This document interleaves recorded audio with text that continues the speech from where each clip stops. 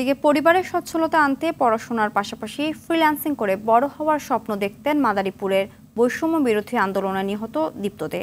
কিন্তু পুলিশের ধাওয়ায় পানিতে ডুবে মৃত্যুর পর তার সব স্বপ্ন অধরাই রয়ে যায়। জেলার সরকারি কলেজের মেধাবী এই শিক্ষার্থীর অকাল প্রয়াণ কিছুতেই মেনে নিতে পারছে না পরিবার ও সহপাঠীরা। মাদারীপুর থেকে মঞ্জুর হোসেনের পাঠানো প্রতিবেদন জানাচ্ছেন রেজওয়ান শরীফ।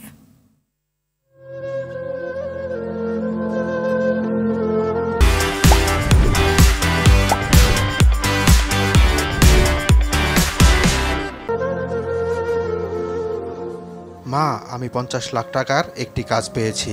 আমাদের সংসারে আর কোনো অভাব থাকবে না। মায়ের সঙ্গে শেষ দেখায় বলা দীপ্তর এ কথাটি শেষ কথা হবে তা বুঝতে পারেনি পরিবারের কেউ। মোবাইল রিচার্জের কথা বলে বাসা থেকে বের হয়ে ফিরে আসে নিথর দেহ হয়ে। এসব কথা ভেবে আর ঘরের আনাচে কানাচে ছড়িয়ে থাকা অসংখ্য স্মৃতি আগলে বারবার চোখের পানি ফেলছেন মা মনিকা দে।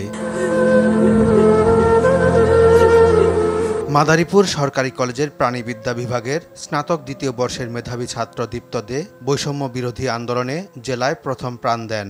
18 জুলাই আন্দোলনে গিয়ে পুলিশ ও ছাত্রলীগের ধাওয়ায় লেকে পড়ে যায় সে। অনেকেই উঠে আসতে পারলেও তার মরদেহ ভেসে উঠে লেকের স্বচ্ছ জলে। ছাত্রলীগ, যুবলীগ বিভিন্ন মানে ওই যে ওরা পানির থেকে উঠতে দেয় নাই, মানে টেডা দিয়া মানে কোবানো শুরু করছে। ও কয়েকবার আকতিও করছিল যে আমি সাঁতার জানি না, আমারে উঠতে দেন, আমি উঠতে দেন যে তোরা আন্দোলন শিখে মহিষে আনতেন, এরকম মানে ভিডিও ফুটেজ আছে বহু। সন্তান হারানোর শোকে কাতর পরিবারকে বাড়ি ছাড়তে বাধ্য করে স্থানীয় আওয়ামী প্রভাবশালীরা। এখনও আতঙ্কে দিন পার করছে পরিবারটি।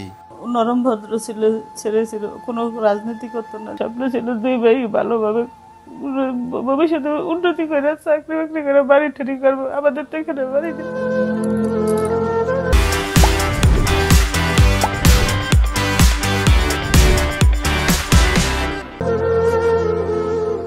দোষীদের দ্রুত সর্বোচ্চ শাস্তির আওতায় আনার দাবি স্বজন ও সহপাঠীদের। ভাইয়ের রূপে একজন, বন্ধু রূপে একজন ছিল, মানে ওর সাথে আমি সব কথা শেয়ার করতাম, ও আমার সাথে সব কথা শেয়ার করতো। বুঝতে পারি নাই যে আমার ভাগ্নে চলে যাবে।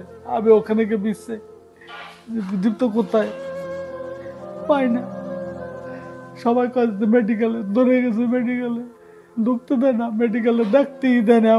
আমার বড় ছেলে ও মানে কোনোদিনও মনে করিনি, মনে করছে যে আমার সন্তানের মতনই। লেকপারে যেহেতু শহীদ হয়েছে, এখানে তার নামে একটি ভিত্তি স্থাপন করতে সে বিষয়ে আমরা জেলা প্রশাসকের সাথে আলোচনা করছি।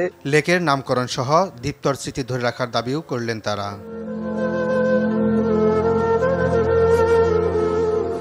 রেজওয়ান শরীফ, RTV।